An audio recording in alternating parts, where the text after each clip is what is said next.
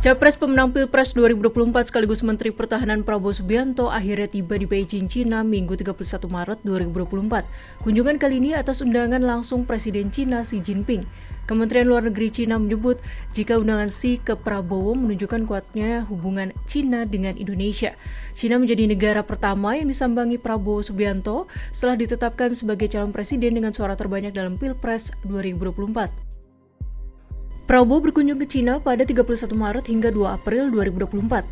Selama kunjungan Prabowo akan melakukan pertemuan dengan Xi Jinping hingga Perdana Menteri Cina Li Qiang.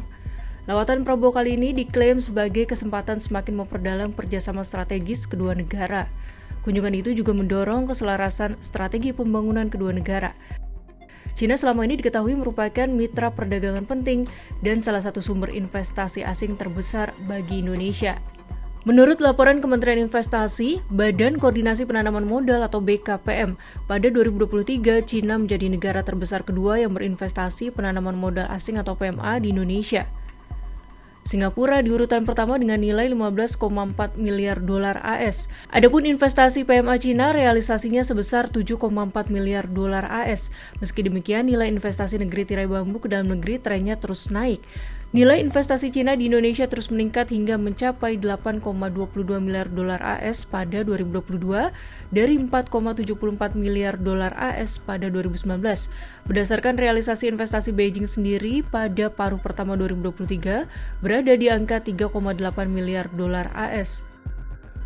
Adapun 3 sektor dengan nilai investasi tertinggi dari Cina ke Indonesia berdasarkan data triwulan pertama 2022, yaitu di urutan pertama industri logam dasar dengan nilai sebesar 643,9 juta dolar AS dengan 66 proyek.